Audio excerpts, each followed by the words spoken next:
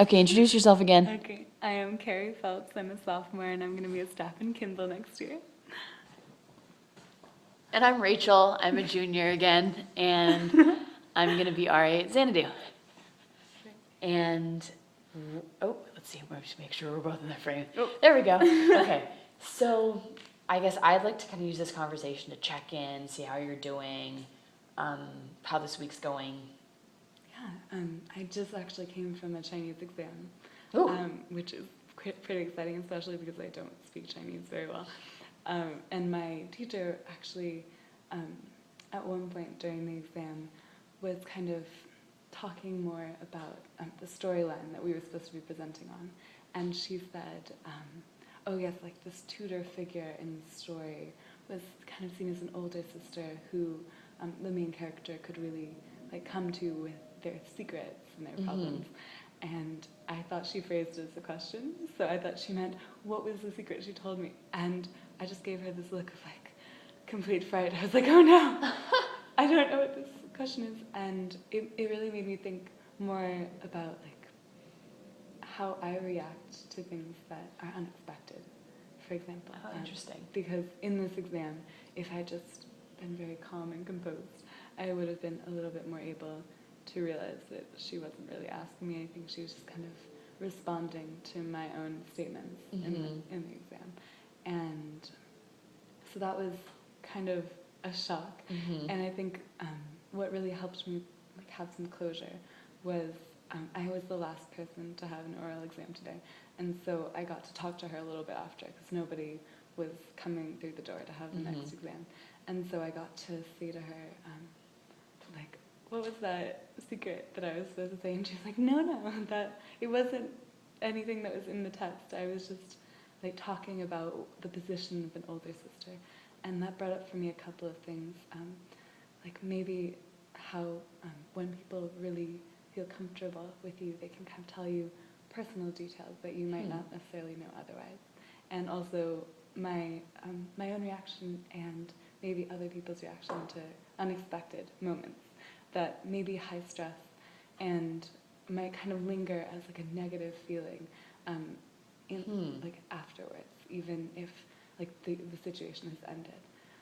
So I think maybe one of the ways that was a learning moment for me, even if my exam didn't go so well, was that by discovering that like the closure that I really felt afterwards, talking to her and kind of hearing her story about when she lived in Taiwan, and me sharing my mother's experience as an au pair, or like similar to the character in the story. I felt like we had a really human connection, and that we kind of talked about some more personal things that really like helped us kind of disseminate or disperse the kind of negativity that maybe I felt and she didn't quite feel from the exam. And so, am I allowed to go back to what you said? Is that like okay? Yeah. Okay. Oh yeah. So I think it's really amazing what you've done this year. I feel like you've been in a lot of very difficult like positions, especially kind of navigating the place in between friendship and kind of leadership in a house. And I think that maybe like you seem to have such excellent emotional intelligence, and like I realized, yeah, absolutely. And I realized that maybe instead of trying to fix the situation by like attacking it directly, what you kind of showed me is that by making yourself vulnerable, as you said, what I was hearing is that your kind of partner in this scenario will also very much want to find some kind of closure, and that they, as you said, the example in the kitchen, that she kind of also was very receptive when you were kind of making yourself available to her. And to me, I realized that as like a student of my teacher, I was very uncomfortable with that exam situation. And so afterwards, like having that kind of moment that we were both sharing something a little vulnerable about like our personal lives was really helpful. And I feel much more positive about my Chinese experience overall because of that. which I guess maybe is something they don't necessarily teach you. Yeah. And is your professor Chinese? Yeah, she's from Taiwan. That's right. Okay. Yeah. Okay, so that's interesting because from the class you're not only getting this language experience, but now you have this kind of, like you said, kind of like an emotional connection with someone who's from a different country. Right. Which is, I think that's really interesting because then you can Definitely. almost get sort of like a cultural teaching experience from the class in addition to the language. Definitely. Yeah. I think that's completely invaluable.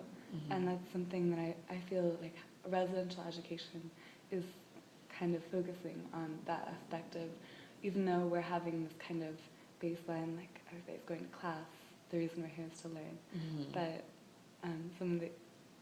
some of the brochures and things that they hand out, even during Advent weekend right now, is almost focusing on the value of having brilliant people all around you that you're living with, who you can really learn things that you couldn't learn in the classroom. Absolutely. Absolutely. And do you have a time maybe where you feel like kind of an aha moment of learning something in the dorm or from one of your friends that it's like, oh my gosh, I am here. This is like, do you have one of those moments? Yeah,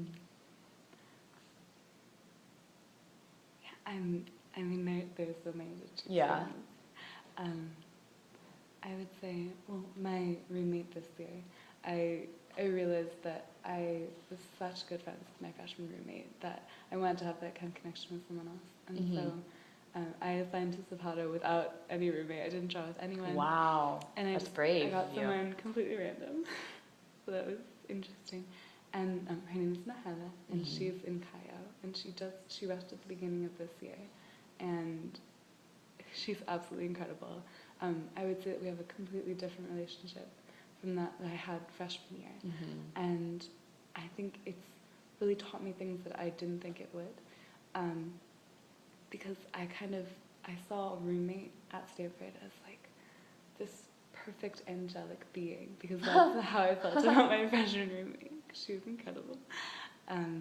And I still see her every day. I'm seeing her after this. Wow. She's absolutely amazing. And I think one of the reasons that actually maybe came up was because freshman year was quite a turbulent time for both of us. We both spent a long time in the hospital during different quarters. Wow. And missed quarters of school, which was not expected on either of our parts. And we both had trauma. We both kind of were experiencing the same things, but different sides of it. She's still doing legal proceedings surrounding her own accident. Oh my gosh. So it's been quite a stressful time, definitely. And I realized that that's really been formative in our relationship, that maybe having some kind of very serious and uncharted territory that you're dealing with really allows you to find who your support network is. And I'm really, really lucky almost that I had my own accident, because she visited me every day for 15 days and like biked all the way to the hospital, brought me flowers, brought me pastries, and I don't remember half of it. Oh but my gosh. she has pictures, and she told me stories, and it was a really powerful thing to feel that someone cared about me that much. And so I would say, like this year, I kind of felt like, oh, like roommate. I just had this sense of like roommates are perfect in every way. And my roommate this year is very involved in her sorority, and I see her maybe for 5 minutes a day. Wow. We usually say like, okay, like I hear her alarm in the morning, and I'm just like, oh, there she goes. But we like have a completely different relationship. And so I was at the beginning of this year, I was kind of disappointed because I was like, oh, I really wanted to be great friends with her. But at the same time, I feel like I was really coming from an all-girls school. I definitely did want to rush a sorority, which is kind of I didn't even give it a chance, which I think is very shallow of me. But I was just like, oh, Greek life, not necessarily for me. And so living with someone who's in an unhoused sorority and is like going through both the rush process, and now she has a little, and she's making all of like beautiful artwork for her little. It's incredible. And like seeing her energy and excitement and like positivity surrounding her sorority has just completely changed my view. And so even though I wasn't getting necessarily what I expected, out of the relationship, I feel completely lucky to have met her and to be living with her. That's awesome. Yeah, I'm really That's- fortunate. Yeah. Yeah, and I mean, and for you to be able to kind of look at the experience, even though it was unexpected, as something new, something to learn from.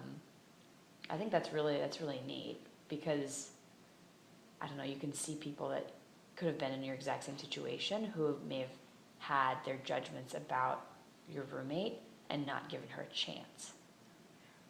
You know, I mean, but you're just not that type of person. And so like I think that shows a lot about your character, which is really neat. You know? That's really interesting. And I feel very similarly about the way that you've dealt with all of kind of the issues that have come up in your sorority, and how like even though maybe it might be a little hard to know like what the right response is. Mm-hmm. I mean, you seem very, very on top of like all of your responsibilities, and I agree that it's very difficult sometimes to really know if like you're having a positive impact. Like my roommate really, really likes her room to be neat. Okay. So I like the concept of being neat, but in practice maybe that doesn't pan out all the time. And coming home and like perfectly neating my room and being like, oh, it's so nice. And then she comes home with all of her sorority gear, and it's like this explosion of color and tutus and like Wow. signs, and I'm just like, oh no, I have like, is this reflecting on, she thinks that I'm messy, and so she's like, she thinks that she kind of wants to like be on equal level with me, like have I, and then like when she's not in the room, she mentioned once that like she doesn't really like being like working in mess because it makes her feel kind of like disorganized mentally. And so like whenever she doesn't come home for quite a long time, I'm a little bit uncomfortable, like, oh, have I made it too messy? Does she feel like she doesn't want to be home right now? And so like seeing that even though like maybe you do have some kind of effect on their perspective, there's also so much more going on on her side, and she has like all of her responsibilities in her sorority, and like kind of, as you said, the back end of being in an association like that makes it very difficult to kind of separate out like your own feelings and like your effect on someone and kind of like what they're actually like, where their things are coming from. Yeah. It's very complicated, definitely. No, that's huge. And I think what you brought up, kind of that small comment about, or what she said about being neat,